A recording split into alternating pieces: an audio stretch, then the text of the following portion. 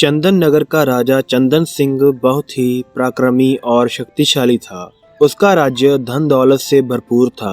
एक बार चंदन नगर में एक ज्योतिषी पधारे। उनका नाम भद्रशील था। उनके बारे में यह कहा जाता था कि वो बहुत ही पहुंचे हुए ज्योतिषी हैं और किसी का भी भविष्य सही सही बता देते हैं। वो नगर के बाहर एक छोटी सी कुटिया में ठहरे थे। जब वो नगर से जाने लगे तो उनके दिल में राजा से मिलने की इच्छा हुई। वह राजा के दरबार में गए तो राजा ने उनका काफी आदर सत्कार से स्वागत किया। काफी विचार करने के बाद राजा ज्योतिषी भद्रशील की बातों से काफी प्रभावित हुआ। राजा ने उन्हें हीरे जवाहरात देने की बात की, पर ज्योतिषी भद्रशील ने यह कहते हुए भेंट लेने से मना कर दिया कि हे राजन, मैं तो अपनी किस्मत का लिखा खाता हूँ और आपकी धन दौलत मुझे अमीर नहीं बना सकती। राजा हैरान था और उसने पूछा कि गुरुदेव, इस बात का क्या मतलब है। ज्योतिषी ने कहा कि कोई भी इंसान अपनी किस्मत और मेहनत से अमीर या गरीब बनता है। यदि राजा भी किसी को अमीर या गरीब बनाने की कोशिश करे तो भी यह मुमकिन नहीं है। यह सुनकर राजा को काफी गुस्सा आया। तो राजा ने कहा कि आप किसी व्यक्ति का हाथ या चेहरा देखकर बताइए कि उसकी किस्मत में अमीर बनना लिखा है या गरीब, मैं उसका उल्टा कर दूंगा। तो ज्योतिषी ने कहा कि ठीक है, आप किसी भी इंसान को दरबार में ले आइए, मैं उसका भाग्य और भविष्य बता देता हूँ। राजा ने अपने मंत्री के कान में कुछ कहा। कुछ समय बाद दरबार में एक व्यक्ति आया जिसके शरीर पर काफी महंगे वस्त्र और गहने थे। राजा ने ज्योतिषी भद्रशील से उस व्यक्ति का भविष्य देखने के लिए कहा। उस व्यक्ति को देखकर ज्योतिषी ने कहा कि यह व्यक्ति गरीबी में जन्मा है और जिंदगी भर गरीब ही रहेगा। इसे खेतों पेड़ों के बीच कुटिया में रहने की आदत है और यह वहीं पर रहेगा। राजा चंदन सिंह हैरान थे।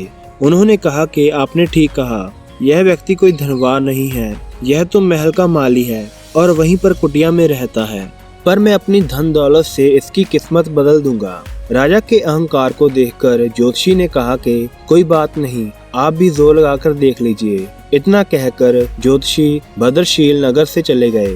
राजा ने माली दयाल को अपने पास बुलाकर एक पत्र दिया और कहा कि यह पत्र तुम्हें बालीपुर के राजा के पास पहुंचाना है, जो कि यहाँ से 100 कोस दूर है। दयाल अपनी कुटिया में वापस आ गया। उसका चेहरा लटका हुआ था। वह सोचने लगा कि पेड़ों की थोड़ी बहुत देखभाल करके दिन भर आराम करता हूँ, पर अब इतनी गर्मी में इतनी दूर कैसे जाऊँ। पर राजा का आदेश भी मानना पड़ेगा। सुबह होते ही वह चंदन नगर से निकल गया और 2 गांव पार करने के बाद वह थक गया और उसे भूख भी काफी लग गई। वह उस गांव के बाजार से भोजन लेकर एक पेड़ के नीचे बैठकर खाने लगा। तभी वहां पर उसे उसका एक दोस्त मिल गया जो खेती करता था। उसने अपनी सारी परेशानी अपने उस दोस्त टीकम को बताई। टीकम बोला कि यह परेशानी थोड़ी ना है, यह तो अच्छी बात है। राजा के काम से जाओगे तो अच्छी मेहमान नवाजी होगी। तुम्हारी जगह मैं होता तो खुशी खुशी जाता। यह सुनकर दयाल का चेहरा खुशी से खिल गया।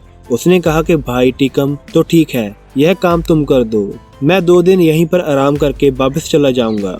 टीकम पत्थर लेकर 2 दिन में बालीपुर पहुंच गया। दरबार में उसने यह संदेश भिजवाया कि चंदन नगर के राजा का दूत आया है। उसे तुरंत अंदर बुलाया गया। बालीपुर का राजा भानु प्रताप था। उसने टीकम की काफी मेहमान निवाजी करवाई। उसने राजा भानु प्रताप को राजा चंदन का पत्र दिया। पत्र में लिखा था, मेरे प्रिय दोस्त, यह व्यक्ति जिसके हाथ से मैं यह पत्र भिजवा रहा हूँ, यह काफी योग्य और मेहनती व्यक्ति है। इसे अपने राज्य में इसकी इच्छा अनुसार 400 एकड़ जमीन दे दो और उसका मालिक बना दो। यह मेरे पुत्र जैसा है।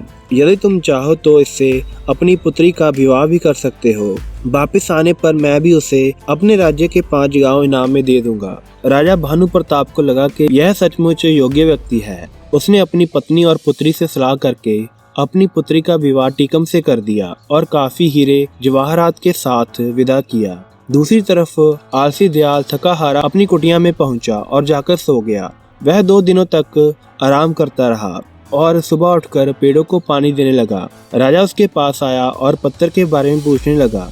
उसने डरते डरते राजा को सारी बात बता दी। राजा को काफी गुस्सा आया, पर उसे ज्योतिषी की भविष्यवाणी भी याद आई। उसने सोचा कि कोई भूल चूक हो गई होगी, पर मैं फिर प्रयास करूंगा। 5 ही दिनों के बाद दयाल ने राजा का गुस्सा शांत करने के लिए बाग से बड़े बड़े तरबूज तोड़े और राजा के पास चला गया। दरबार में जाकर उसने कहा कि सरकार, इस बार काफी अच्छी फसल हुई है। राजा खुश हो गया। उसने चुपचाप अपने मंत्री को इशारा किया। मंत्री तरबूज लेकर अंदर चला गया। उसमें से एक को खोखला करके उसमें हीरे जवाहरात भर के चिपका कर ले आया। राजा ने दयाल से कहा कि ये लो दयाल, तुम्हारा इनाम। दयाल का मुंह लटक गया कि राजा ने इनाम भी क्या दिया। वह तरबूज लेकर जा रहा था। उसे रास्ते में एक जानने वाला मिल गया जिसका नाम लोटन था। लोटन ने दयाल से पूछा कि क्या हुआ भाई, इतना उदास क्यों है? दयाल ने कहा कि क्या बताऊं भाई, आज राजा ने इनाम में मुझे तरबूज दिया। ये भी कोई इनाम होता है? लोटन ने कहा कि इनाम तो इनाम है भाई, मेरे पास होता तो मेरे बच्चे काफी खुश होते। दयाल ने कहा कि ले भाई, इसे तू ले जा, मैं भी अकेले इतना बड़ा तरबूज कैसे खाऊंगा। अगले दिन राजा ने जब फिर से दयाल को उसी हालत में देखा तो उसने पूछा कि तूने तरबूज नहीं खाया? दयाल ने राजा को सारी बात बता दी। राजा को गुस्सा तो आया, पर वो क्या कर सकता था। अगले दिन दयाल ने लोटन को काफी अच्छे कपड़ों में देखा और वह बग्घी पर बैठा हुआ था। दयाल को हैरानी हुई कि वह इतनी जल्दी इतना अमीर कैसे बन गया। लोटन ने दयाल को तरबूज का सारा किस्सा बता दिया और दयाल हाथ मलते रह गया। तभी उसने देखा कि किसी राजा की बारात काफी धूमधाम से आ रही है। उसने राजा को देखा तो वह दंग रह गया। वो राजा कोई और नहीं, उसका मित्र टीकम था। अगले दिन वह टीकम से मिला और टीकम ने उसे सारी सच्चाई बता दी। राजा ने भी किस्मत के आगे हार मान ली और सोचने लगा कि जोशी ने सच ही कहा था कि राजा भी गरीब को अमीर नहीं बना सकता यदि इसके भाग्य में गरीब रहना लिखा है। बाद में राजा ने जोशी भद्रशील को काफी ढूंढा पर उसका कुछ भी पता नहीं चला।